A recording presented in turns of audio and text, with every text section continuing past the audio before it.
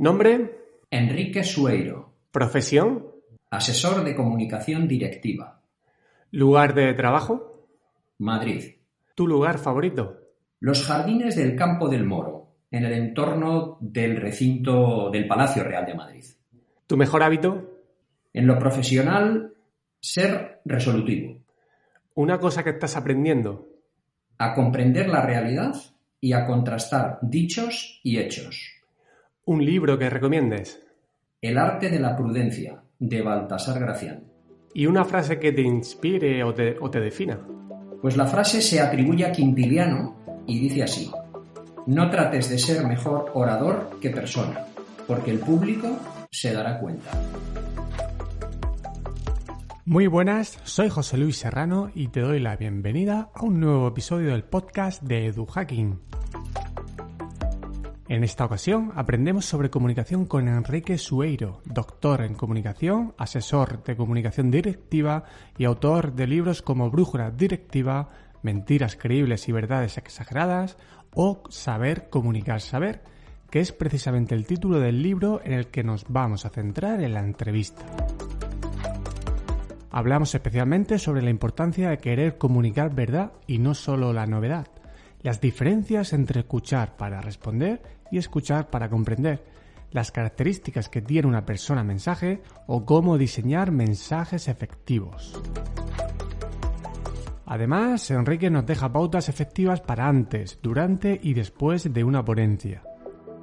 Si quieres distinguir entre una persona efímera y personas brillantes que aportan contenido claro, de calidad y rodeado de honestidad y verdad, estoy completamente seguro que tanto esta entrevista como el libro Saber comunicar saber de Enrique te serán de gran utilidad para ser mejor comunicador y ser más crítico con lo que otros comunican.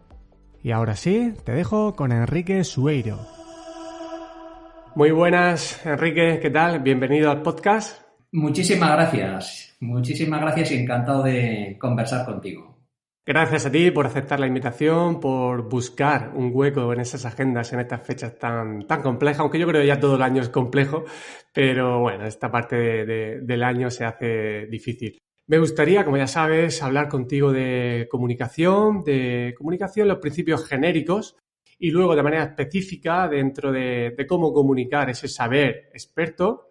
Tú eres especialista en comunicación personal, también comunicación corporativa, y me parece muy interesante esta perspectiva que puedes tener, que has ganado en comunicando y trabajando de cerca con directivos, pero también con personas cercanas al conocimiento científico. De manera general, ¿cómo consideras que actualmente o en los últimos años venimos comunicando la ciencia a la sociedad? ¿Qué luces y sombras encuentras? ¿Los medios digitales que veas que funcionan mejor? En general, ¿cómo lo valoras? Pues yo creo que la evolución me parece que es claramente positiva. Cada vez se comunica mejor todo lo que tiene que ver con asuntos científicos o la comunicación de asuntos delicados y especializados. Hay una mayor sensibilización. En cualquier caso, me parece que es muy necesaria para la sociedad esa comunicación de la ciencia. Y también creo que ahora mismo está particularmente necesitada de brújula y quizá está un poco sobrada de cronómetro. Quiero decir, la brújula supone prudencia, supone contexto y ser muy consciente de la provisionalidad de las conclusiones de cualquier tema, especialmente científico, ¿no? Esa brújula es necesaria para combatir, entre otras, una tentación que es muy clara hoy en día y que es el ruido. El ruido, la saturación informativa por contenido que realmente es irrelevante, ¿no? Y yo creo que también la brújula orienta frente a la desproporción y aporta un elemento clave, esa brújula, que es la importancia del matiz, saber matizar. Cuanto más complejo e importante es un asunto, más requiere de matices. Algunos ejemplos de buena comunicación, en mi opinión, desde el punto de vista científico, por ejemplo, el blog de Ignacio López Goñi, que se llama Microbioblog y que está pues en esa misma dirección, microbioblog.es. Y luego, por destacar otro profesional en el ámbito científico, pues yo destacaría las infografías de Eber Longas, que están en su página fundamentium.com Y luego algunos otros ejemplos aparecen en el propio libro de Saber Comunicar Saber. Pondré esos ejemplos en las notas del episodio, te agradezco, porque muchas veces viendo ejemplos es como mejor podemos ver esos principios de comunicación. Has hablado de prudencia y de un principio básico de la ciencia, que es dejar siempre la conclusión que vamos obteniendo con interrogación. ¿No crees que a veces esta prudencia a nivel social suele gustar menos? Parece que si no lanzamos un mensaje contundente sobre un tema, ¿no crees que puede perder impacto? Yo creo que algo determinante para una sociedad madura es que las personas sean conscientes de algunas de las claves de la evolución científica. Y quienes hemos hecho una tesis doctoral somos muy conscientes de un principio básico en la ciencia que es, como decía antes, la provisionalidad de las conclusiones. Y esa provisionalidad no solo se refiere a la vigencia temporal que puede tener algo, que con el tiempo quizá cambia porque se descubren nuevos aspectos de esa verdad que antes se ignoraban, sino porque una misma realidad aplicada a entornos distintos, a personas diferentes, pues tiene resultados distintos. Por tanto, las grandes afirmaciones de todo, siempre, nunca, nada, pues hay que ser muy, muy cautelosos. A mí, matizar, cada vez soy más consciente de que matizar abrillanta la comunicación. Muy bien, hablas en tu libro de Saber Comunicar Saber, de la importancia de querer saber la verdad antes de dejarnos llevar por el efecto novedad, que muchas veces yo creo que estamos cableados mentalmente para la novedad y es casi una lucha que tenemos que hacer contra eso, ¿no? Pero ¿nos puedes explicar qué es esto de querer saber la verdad y sobre todo detrás, a nivel de comunicación, qué importancia tiene esa actitud? Pues yo creo que de querer saber la verdad, un verbo fundamental ahí es el verbo querer. Querer tiene que ver con la voluntad y eso requiere, por una parte, humildad para tener apertura mental y estar abierto a cambiar de opinión. Esto en asuntos en los que uno tiene pues, ciertas convicciones o a veces prejuicios, hay que estar muy prevenido contra ello. Y una manifestación clara de que uno vence esos prejuicios es que uno está dispuesto a reconocer que alguien que le cae mal puede tener razón. Y a la inversa, quizá alguien que me cae bien se equivoca. Eso por una parte. Y luego creo que es importante no dejarse deslumbrar por lo novedoso, por lo último, por lo que salió ayer, por el tuit de hace 2 segundos. A mí me gusta hablar de savia, ¿no? O sea, la primera savia con V y la segunda con B, ¿no? Y quiero decir con esto que lo importante de lo nuevo no es su novedad, sino su bondad. Si algo es nuevo, pero es perjudicial, pues vaya gracia, ¿no? Que no, es que es lo último, es lo más novedoso. Bueno, la clave no es que sea nuevo, sino que sea bueno. Y a la inversa, algo por ser viejo o antiguo, eso no significa que sea perjudicial. La clave, yo creo que lo importante es discernir dónde está lo bueno, con independencia de que sea nuevo o viejo. ¿Crees que muchas veces ciertas técnicas de comunicación, en cierta manera, lo que hacen con la audiencia es un poco casi hipnotizar y que la audiencia en ese momento quiera disfrutar de un buen comunicador, de ejemplos, de pasárselo bien y pueda olvidar esta parte de querer saber la verdad, de ver que el mensaje, cómo está construido, si realmente lo que está comentando, si aporta valor?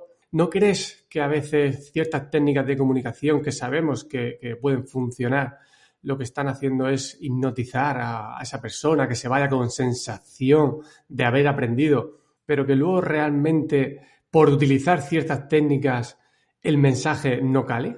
Yo creo que es importante tener la habilidad, la capacidad de leer entre líneas. Y cuando digo leer entre líneas no me refiero solamente a los textos escritos, que por supuesto, sino, podríamos decir, escuchar entre frases, podríamos decir, cuando se trata de algo de sonido, ¿no? De audio, ¿no?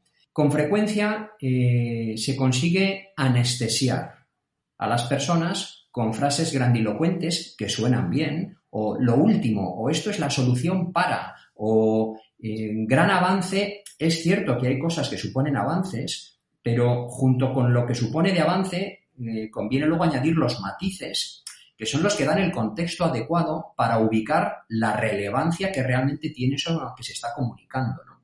Por eso, con frecuencia, lo que se comunica con grandilocuencia a veces no es tanto como parece, y a veces a la inversa, que es algo es realmente relevante, pero se dice con un volumen tan bajo que apenas trasciende. Yo creo que no hay que dejarse deslumbrar, ¿no? Yo creo que lo importante no es tanto estar a la última, sino estar a la buena.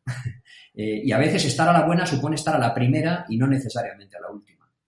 No sé si te pasará a ti también cuando dominas un tema y en los medios de comunicación escuchas alguna noticia de algún avance supuestamente científico, que enseguida te das cuenta de que eso no es así, que ese titular pues esconde o disfraza cierta información. Y claro, yo en ese momento pienso, digo, a ver, si de este tema controlo y me estoy dando cuenta, de los temas que no controlo no me estaré dando cuenta de muchas cosas. ¿Crees que a nivel de periodístico hay cierta información que no se está comunicando bien, aunque se citen estudios, porque la palabra ciencia está muy de moda, según los últimos estudios, según las evidencias, y ya parece que la gente dice, no, es que hay un estudio detrás? ¿Crees que es una mala práctica habitualmente?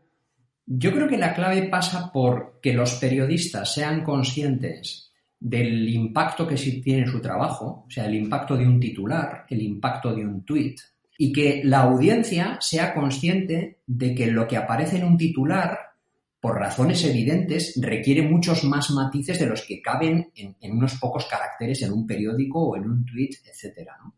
Y yo creo que una clave está en dar tanta importancia a lo que se publica como a lo que se omite. Y ya digo, ser conscientes de que la realidad es poliédrica, es multicolor y es cambiante. Y por tanto, de algo que te están contando, por muy riguroso que sea, pues lógicamente no te lo pueden contar absolutamente todo. Entonces, tener esa... con esto no quiero decir que haya que dudar de que sea verdad. A lo que voy es que seamos capaces de interiorizar el hábito del matiz, ¿eh? Y por tanto, pues algo que se presenta como la solución, y cuando digo la, subrayo el artículo determinante la, o sea que esta es la solución. Bueno, esto como mucho será una solución, no es lo mismo el artículo determinante la que el artículo indeterminante una solución, ¿no? Son matices que a veces pasan imperceptibles y que es bueno tanto para quien escribe las noticias como para quien las lee. Tienes una frase muy buena que en el libro de Comunicar Saber dice lo siguiente: surgen fricciones cuando quien habla no sabe y quien sabe no habla. También si los que saben hablan pero no se les entiende. ¿Crees que muchas personas que son especialistas en un tema les da un poco, en cierta manera, miedo hablar con periodistas porque sospechan que luego el titular que va a salir a lo mejor no es el mensaje principal y por estos motivos prefieren, oye, yo lo publico en un artículo científico y quien quiera que interprete y así nadie me va a coger una palabra fuera de contexto? ¿Crees que esta sensación es habitual por parte de los que saben? Esto yo lo he comprobado y, de hecho, llevo 30 años dedicándome a temas de comunicación en el ámbito corporativo y en el ámbito médico, y esto lo he comprobado muchas veces. Y por eso, para mí ha supuesto un gran estímulo escribir este libro, precisamente para animar a los profesionales que saben mucho a eso, a saber comunicar, saber. Que tengan las habilidades de hacer entendible ese mensaje que en su especialidad, quizá con su lenguaje particular, con su argot, solo entienden unos pocos, saber simplificar lo complejo con rigor y claridad. Y eso es posible. Pero eso requiere formación, pues para los profesores o para los investigadores, para médicos, biólogos, farmacéuticos, ingenieros, abogados. Cualquier profesión que requiera una especialidad tiene su lenguaje propio. Y es lógico. Lo que ocurre es que uno no siempre está hablando en el entorno laboral, uno no siempre está hablando de un paper en un congreso científico. A veces tienes que hablar para una televisión generalista que te escucha una audiencia muy general. Y tan importante como hablar con precisión técnica y en inglés en un contexto científico es saber simplificar eso en 10 segundos. Y eso es un arte en el que se puede uno entrenar. Y yo me dedico a eso y resulta fascinante. ¿Crees que para muchos divulgar puede resultar un acto de rebajarse? Esto me lo han dicho más de un científico y mi respuesta es, no te estoy diciendo que te rebajes, te estoy proponiendo que te eleves para ampliar tus capacidades. No es quitarte capacidades, ya sé que eres capaz de hablar en inglés del desarrollo científico de esta molécula. Lo que te estoy diciendo es que además de eso, seas capaz de simplificar esa investigación en biología, en bioquímica, en cualquier ámbito, para que te entienda la gente corriente. Cuando una persona que no es especialista en un tema, que incluso no conoce a grandes expertos de ese tema, asiste a un congreso con el ánimo de decir, oye, yo no quiero ser especialista en esto, pero quiero coger los principios fundamentales. ¿Cómo podemos ayudar a esa persona a distinguir de una estrella de brillo efímero, como tú en algún momento has comentado, de una persona brillante que aporta contenido? Es decir, en vez de hacer un positivo, que luego me gustaría hacerlo, vamos a hacer un negativo. ¿Tú cómo puedes identificar un ponente que realmente no va a aportar valor o que no está aportando valor? ¿Qué rasgos o qué cosas puedes ver que te hace entrar un poco en alerta, decir, cuidado, sospecho del mensaje de esta persona? Por una parte, hay una frase que ya he comentado de Quintiliano que a mí me inspira mucho y que es, una frase que se atribuye a Quintiliano, un autor del siglo I, que dice: no trates de ser mejor orador que persona porque el público se dará cuenta. Y este autor, como digo, del siglo I, venía a decir, un buen orador es una buena persona que habla bien. Me parece de lo más estimulante. En algunos entornos es fácil que uno vaya a un acto y se deje encandilar por una persona que es muy buena oradora, que dice palabras agradables. Y eso está bien, yo creo que eso es correcto. Pero hay que, creo que, investigar un poquito más para saber si es pura fachada o además de eso hay una correlación entre lo que dice y lo que hace. Esto sobre todo me estoy refiriendo no tanto a ámbitos científicos como ámbitos, pues yo qué sé, motivacionales, ¿no? Pues todos hemos estado en alguna charla, en alguna conferencia de alguien que habla muy bien y dices, jo, qué animante, y luego le conoces fuera del escenario y dices, caramba, parece mentira que sea la misma persona que ha dicho estas cosas tan estupendas cuando parece, yo qué sé, desagradable o ácido o no sé, o que maltrata a las personas. Yo y creo que muchas personas hemos conocido a alguien así, ¿no? Y en ese sentido hay una frase de una canción de Los Secretos que a mí me gusta mucho y procuro también aplicármela para que a mí no me ocurra, y dice algo así como: pero ¿cómo explicar que me vuelvo vulgar al bajarme de cada escenario? Quiero decir que a veces podemos ser una persona cuando nos entrevistan, hablamos en público y sobre todo cuando hablamos de ciertos valores. Claro, lo importante es, hablar bien es relativamente sencillo si te entrenas, pero ser una buena persona, eso no se aprende en una tarde, ¿no? Y creo que lo ideal es esto último, ¿no? O sea, procurar ser una buena persona que luego divulga bien el gran conocimiento que tiene de una especialidad. ¿Y cómo podríamos caracterizar a una persona mensaje? Aunque yo creo que ya más o menos lo has adelantado, pero ¿qué puede hacer una persona para convertirse, como tú a veces has comentado, en una persona mensaje? Porque claro, lo de querer ser buena persona, pues para muchas personas puede ser complicado, ¿no? Entender, oye, ¿y yo cómo me convierto en una buena persona? Pero quizás si lo vemos desde el punto de vista, oye, conviértete en una persona mensaje. ¿Qué le dirías a esa persona? Pues yo creo que la persona mensaje es la persona que es lo que dice. Quiero decir, no es tanto que hable de honestidad, sino que es una persona honesta. No es que sea una persona que hable de dialogar, sino que es una persona que de hecho dialoga. No es una persona que dice qué importante es escuchar, sino que es una persona que de verdad escucha. Y esto en el ámbito directivo es fundamental, porque yo cuando a veces tengo que asesorar a equipos directivos en empresas o en cualquier organización, lo que les digo es, lo importante no es lo que dices, lo importante es lo que haces.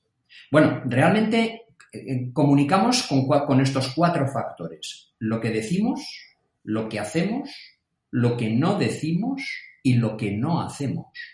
Pero si hubiera que priorizar de esos 4, el más determinante, creo que es comunica lo que hacemos.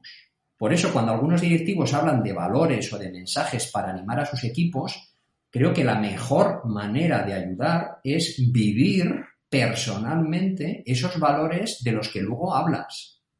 Porque si primero los vives y tu equipo lo ve, cuando luego lo menciones de palabra, será la confirmación de lo que ya conocen.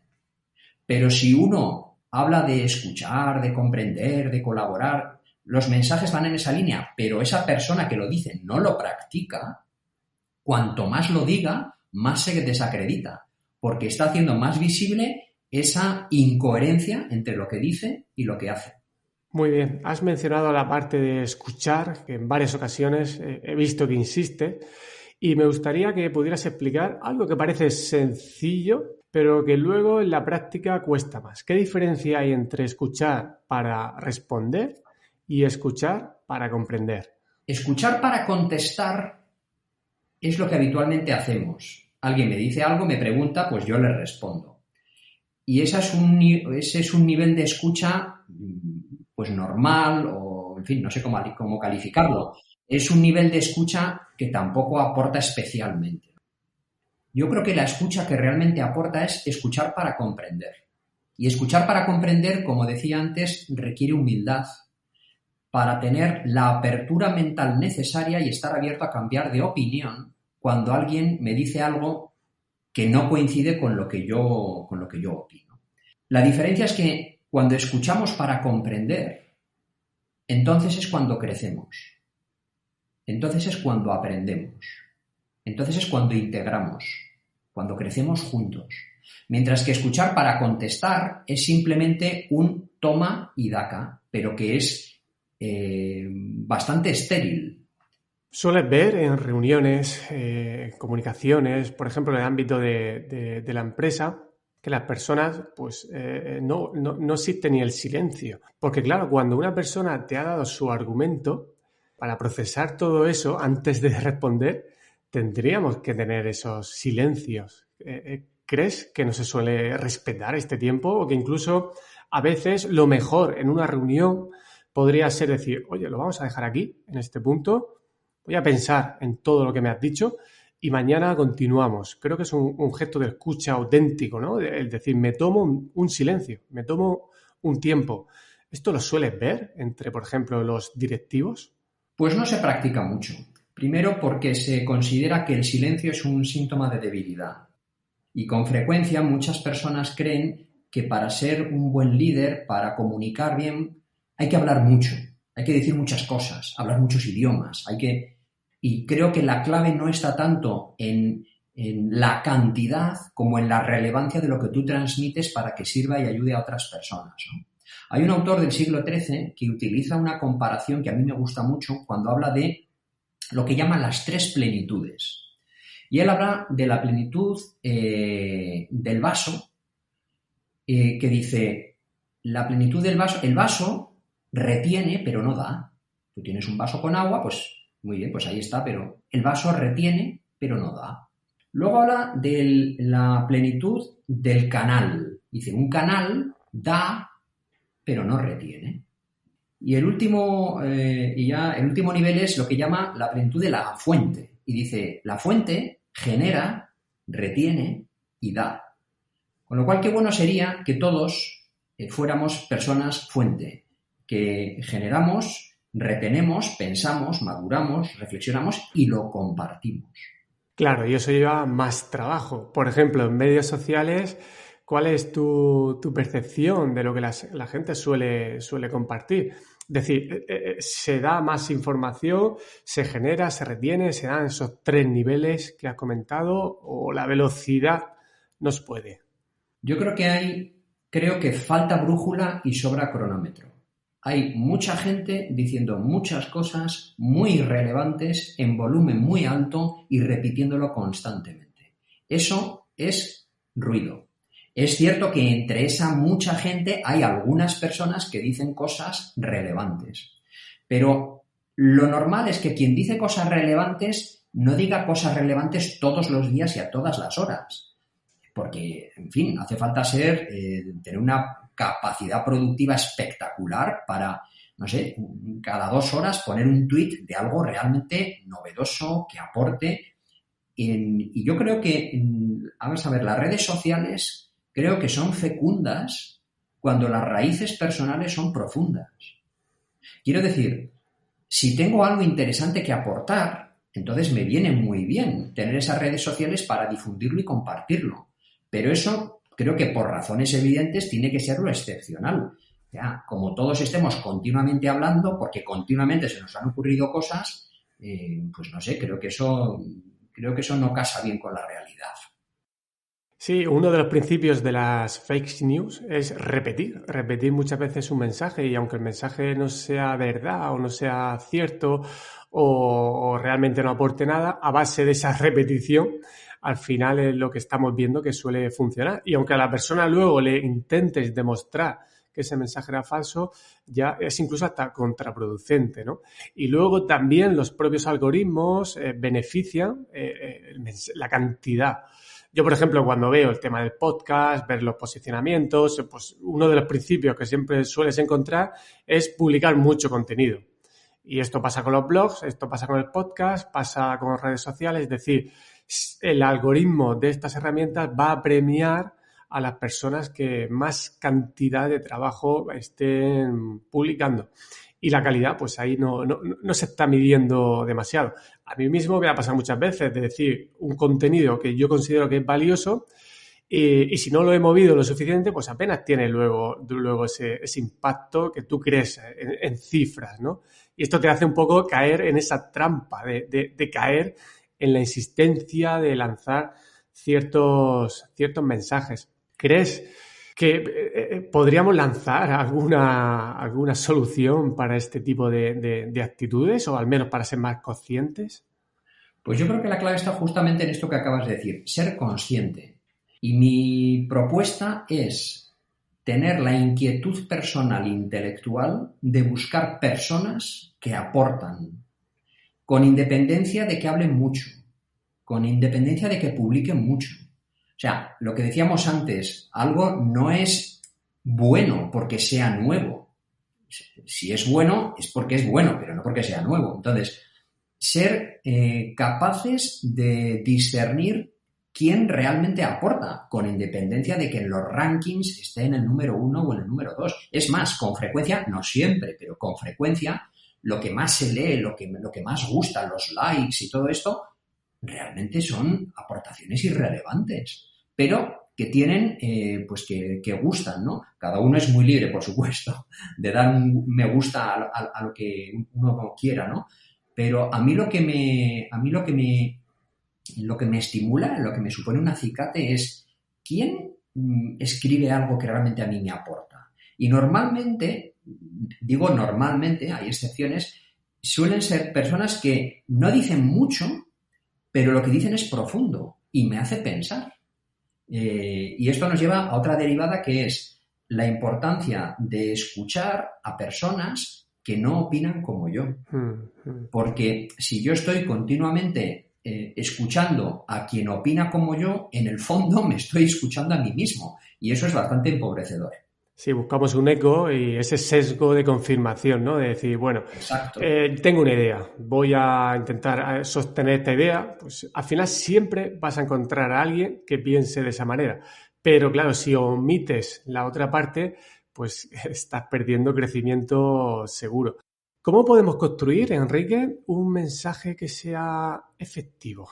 Pues me gusta hablar de algunas características que creo que tienen los mensajes para que sean efectivos cuando uno, por ejemplo, habla en público, ¿no? Y es que sean pocos, claros, amables, creíbles y a tiempo. Esto, algunas de estas dimensiones son especialmente aplicables al entorno directivo, ¿no? Pocos. Pues por lo que hemos dicho antes, porque cuando todo es importante, nada es relevante. Si yo resulta que tengo una enfermedad grave y alguien me dice, no te preocupes, ven aquí, que en esta sala tengo todos los medicamentos. pues yo con todos los medicamentos me puedo morir, porque yo no necesito todos los medicamentos. Yo necesito uno. Y sobre todo, necesito que alguien me diga de todos cuál es el que yo necesito, con qué dosis, con qué pauta, etcétera, ¿no? Por tanto, pocos. Claros, porque, claro, evidentemente se trata de simplificar lo complejo con rigor y claridad, ¿no? Y a veces esto no es sencillo cuando uno no tiene habilidades de comunicación, ¿no? A este respecto hay, bueno, un chiste así un poco regular que oí en una ocasión, pero que ilustra bien esto, ¿no? Es uno que va al médico, va al psicólogo y dice, doctor, tengo complejo de feo. Y el médico le contesta, de complejo, nada. Quiero decir, a veces necesitamos que alguien nos diga las cosas con claridad, ¿no? Esto también nos lleva a otra derivada que, si quieres, podemos comentar, que es cómo comunicar bien las malas noticias, que es, en el ámbito médico, una cuestión determinante, ¿no? Pero bueno, estamos con las características de los mensajes. Pocos, claros, amables. Pues la verdad es que cuesta lo mismo ser amable que antipático y me parece que transmite mucho más y es más efectiva la amabilidad que la antipatía o la arrogancia, ¿no? Creíbles. La credibilidad es como el prestigio, no se autoconcede, sino que es algo que te dan los demás, ¿no? Yo no soy creíble porque diga que yo soy creíble. Seré creíble si otros me creen, por tanto no depende de mí. Lo que sí depende de mí es que yo sea coherente y que busque la verdad. Y cuando eso lo perciben otros, eso tiene un poder, decir, seductor que hace que la gente confíe en uno, ¿no? Creíbles y, por último, a tiempo, ¿no? Pues porque, y en el ámbito de la medicina muy en particular, pero en el ámbito de la empresa también, hay mensajes que la clave está en que se comuniquen a tiempo, sobre todo cuando son los que previenen algunas crisis. Uh-huh. Antes de pasar a la parte de de las malas noticias, que me interesa bastante, me gustaría que nos pudieras decir cuándo introducir ese mensaje efectivo. Vamos a imaginar que sé que el contexto puede hacer que la respuesta pueda variar, pero por ejemplo, en una entrevista o en una ponencia, ¿crees que es mejor repetirlo mucho, decirlo al principio, al final? ¿Cómo lo ves? Yo creo que la clave está en identificar muy bien cuál es tu mensaje, construirlo, sintetizarlo si es posible en una frase y decirlo con énfasis. Por ejemplo, si de lo que se trata, como hemos dicho aquí ahora, es simplificar lo complejo con rigor y claridad. Bueno, pues ese es un mensaje que queda claro. Y cuando tienes un mensaje que transmitir y lo tienes así de identificado, mi sugerencia es repetir sin saturar. No se trata de, si estás hablando 40 minutos, decir esa frase durante los 40 minutos, pero desde luego decirlo al principio, glosarlo durante tu intervención y concluir recordando esa frase inicial. Simplificar lo complejo con rigor y claridad. Muy bien, vamos con las malas noticias, que yo creo que esto lo tenemos en todos los ámbitos de la vida. Un profesor cuando suspende a un alumno tiene que explicárselo, o cuando se detecta algo con algún problemilla con el niño y tenemos que hablar con la familia. O yo, por ejemplo, que hice mi tesis doctoral en aulas hospitalarias, pues un entorno en el que las malas noticias pues suelen circular. Y bueno, me gustaría más saber sobre eso. ¿Cuáles son las claves para dar una mala noticia? He leído varios libros de medicina que tienen que ver con cuestiones de comunicación relativas a esta cuestión de las malas noticias. Hay uno que leí hace tiempo que es de Marcos Gómez Sancho. El libro se titula Cómo dar las malas noticias en medicina. Y en ese libro, este médico, muy veterano ya, cuenta que en su experiencia muchos oncólogos le confiesan que no tienen habilidades de comunicación. Hombre, me parece realmente lamentable. Es una pena que gente que tiene tanto conocimiento de una especialidad médica le falte esa sensibilidad para lo que tiene que hacer con frecuencia, que es eso, comunicar malas noticias, ¿no? ¿Cuál es la solución? Pues no sé cuál es la solución, pero sí tengo alguna idea de alguna solución. Y una de esas soluciones la leí en una ocasión del doctor González Varón, cuando habla del concepto de verdad soportable. Me parece que es una brújula muy orientadora sobre cómo comunicar bien las malas noticias. La verdad soportable. Y tan importante es el sustantivo, verdad, como el adjetivo, soportable. Verdad. Pues para empezar, no mentir. Esto parece de perogrullo, pero a veces hay que decirlo, ¿no? Solo la verdad comunica. Solo la verdad comunica. Mentir prostituye la comunicación. Eso, la verdad. Y luego el adjetivo, soportable. Y soportable lo podemos traducir en dos vertientes. Por una parte, en digerible, entendible, en el sentido de que me lo digan en un lenguaje que yo sea capaz de comprender. Es decir, el mensaje tiene que adaptarse al paciente, no a la inversa. Y eso requiere habilidades de comunicación para traducir algo complejo de manera sencilla que un paciente pueda comprender.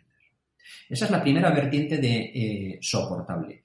Y la segunda es más profunda todavía y tiene que ver con tener la delicadeza suficiente para comunicar con amabilidad esa mala noticia, de manera que no aumentemos el daño a esa persona, no por lo que le estamos diciendo, sino por cómo se lo estamos diciendo. Formarse en esa delicadeza para tener calidad humana, además de profesional. Y en el caso de los médicos, es que no sé si en alguna asignatura se enseña, pero esto de dar una mala noticia por encima de lo que es en ese momento y luego, si el paciente mejora antes, pues eso que se lleva, parece como, no sé si es un mito, pero yo percibo eso, ¿no? Que los médicos siempre se ponen en lo peor y normalmente al final a lo mejor no es para tanto. ¿Crees que esto se suele practicar mucho? Y detrás de eso, ¿qué carencia hay? Hasta donde yo sé, y por lo que me cuentan médicos, algunos veteranos y otros recién licenciados, no hay una materia específica de comunicación en los estudios de medicina. Hasta donde yo sé, igual es muy probable que en alguna facultad tengan algún módulo o algo, pero que yo sepa no existe una asignatura, desde luego que no es troncal, ni mucho menos, sobre estos temas. Y es más, te contaría algo que me ocurrió hace 3 años. Contactaron conmigo alumnos de sexto de medicina de la Universidad Autónoma de Madrid. Bueno, alguien le había dado mi contacto y lo que me contaron es, estamos organizando por nuestra cuenta una jornada para tener habilidades en distintos ámbitos que nos parecen importantes. Claro, son alumnos de sexto, o sea que ya pasan consulta como alumnos junto con médicos, ¿no? Y ven cosas, ven buenos ejemplos y ven otros, en fin, digamos que mejorables, ¿no? Y concretamente querían tener una sesión para precisamente esto, que alguien nos dé algunas pautas de cómo comunicar bien las malas noticias. Y a mí realmente me impresionó ir ahí a la Universidad Autónoma de Madrid, tener a 70 alumnos de sexto y quinto de medicina que estaban súper pendientes de lo que yo les pudiera decir. Y además les dije, a ver, es importante el matiz. O sea, es cierto que soy doctor, pero soy doctor en comunicación, yo no soy médico, ¿de acuerdo? Y yo no tengo la solución. Yo voy a compartir con vosotros algunas pautas que creo que son orientadoras y que os pueden servir, pero no toméis esto como hay que hacer esto. Pues no lo sé. Los que saben de medicina sois vosotros, los que están con los pacientes sois vosotros. Lo que se trata es de tener esa brújula clara, que creo que es lo que a veces falta, ¿no? Y yo en lo que me centro sobre todo es en esa brújula, que luego hay que aplicar en el día a día, consulta a consulta. Claro, que la comunicación se adapte también al mensaje. No decir, oye, tengo mis principios, mis técnicas que funcionan y las aplico tal cual, independientemente de cómo sea el mensaje, porque uno de esos principios entiendo que es adaptarse al mensaje y al contexto en el que estás comunicando en ese momento. Yo eso lo veo con mis estudiantes de la universidad, que son futuros docentes, y cuando tienen que hablar en público, pues es que lo pasan fatal. Y al final, educar es un acto comunicativo en sí. Es como una forma de definirlo. Y esto no se suele enseñar. Para alguien que tenga que prepararse para una conferencia o un evento, vamos a intentar ayudarles con algunas pautas. En el libro Saber Comunicar Saber das muchas en diferentes contextos, pero en el caso de una conferencia, ¿no? ¿Qué pautas darías? 2 o 3 que para ti son esenciales para antes de esa conferencia, la preparación. Para el antes, pues fundamental conocer el perfil de la audiencia y el tiempo asignado. Cuando uno tiene que hablar de algo de lo que sabe mucho, es fácil que se emocione y se le vaya el tiempo. Entonces, conocer el perfil de la audiencia y el tiempo asignado. Para lo que has dicho de algunos de tus alumnos que igual se ponen nerviosos, pues una cosa que ayuda es llegar al lugar iba a decir al lugar de los hechos, a la sala donde uno tiene que intervenir, llegar con tiempo suficiente para familiarizarse con dónde está la mesa, dónde voy a estar sentado, cómo me van a ver, etcétera, ¿no? Y luego, una cosa que yo propongo es, en la medida de lo posible, hablar sin papeles, pero tener un guión cerca.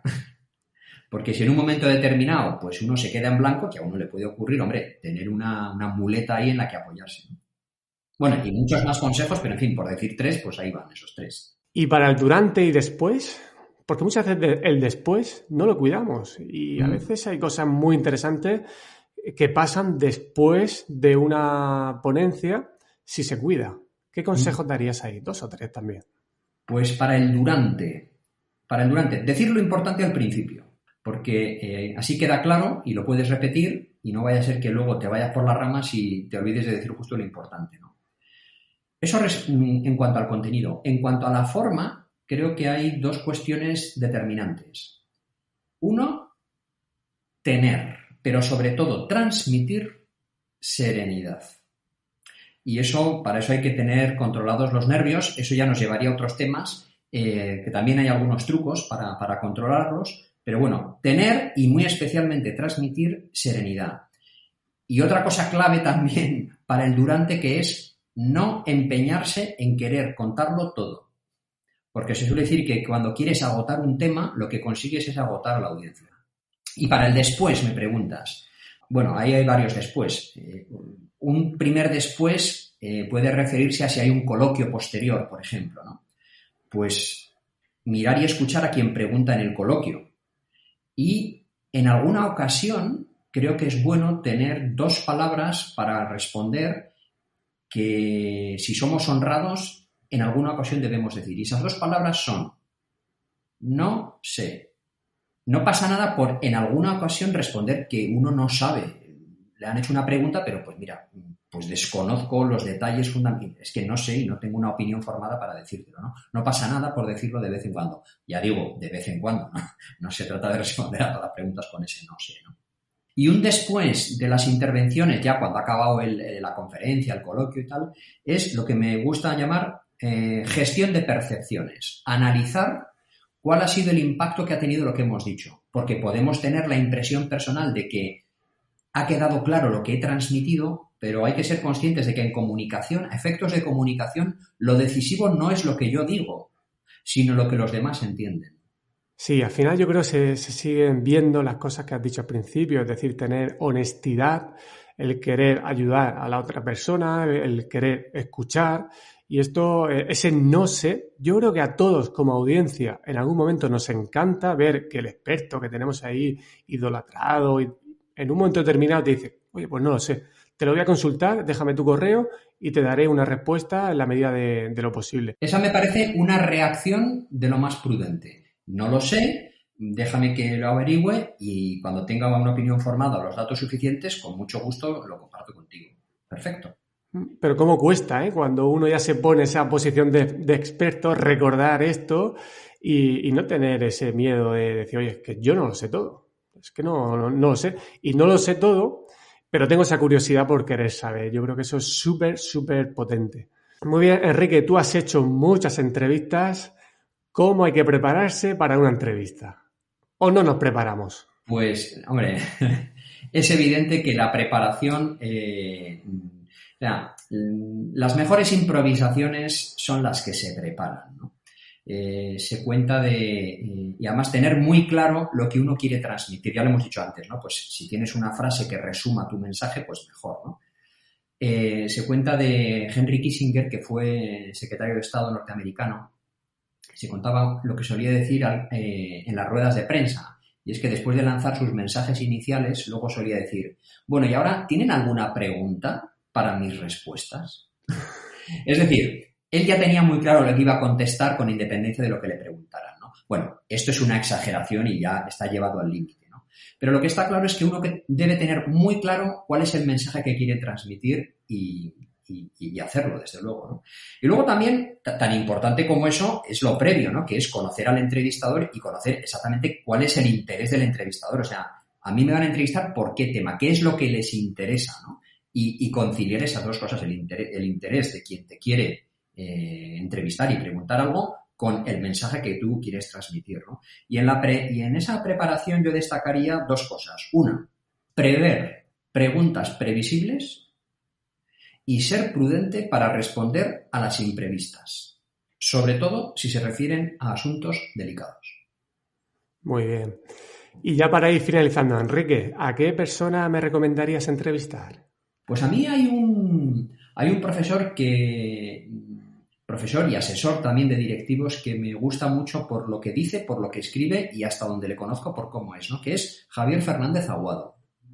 Acaba de publicar un libro que se titula El encuentro de cuatro imperios y es un análisis desde el punto de vista del management, es decir, de la gestión de personas y organizaciones de españoles, aztecas, incas y mayas, ¿no? Entonces, a quien le guste la historia y cosas comparativas de cómo fue la colonización, el descubrimiento de América, y también viene muy bien para desterrar algunos tópicos y sobre todo para ser conscientes de algunas desinformaciones que nos llevan amenazando durante 500 años y que es una lástima porque, bueno, ahora se llama fake news, pero bueno, esto es desinformación, o sea, prejuicios que transmiten una imagen falsa en este caso, de la historia de España.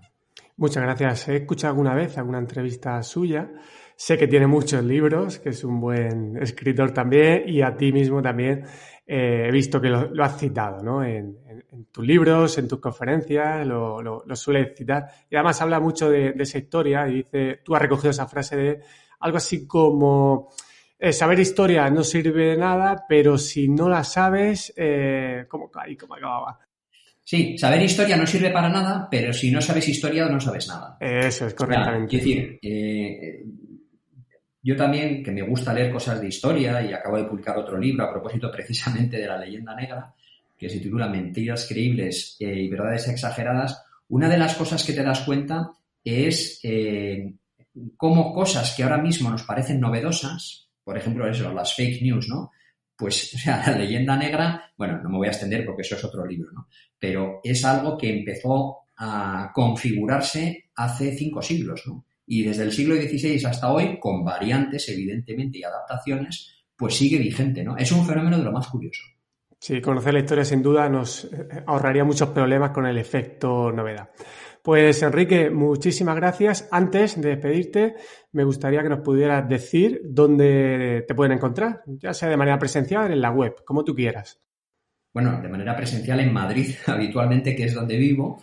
Y bueno, en mi página web, pues ahí hay todo tipo de contactos con redes sociales en la página enriquesueiro.com. Pues Enrique, muchísimas gracias de nuevo por tu honestidad, por compartir tu verdad, por generar, por retener y dar conocimiento. Te agradezco de verdad tu tiempo y muchísimas gracias por todo el trabajo que estás haciendo. Pues muy agradecido por este rato de conversación. Un gusto.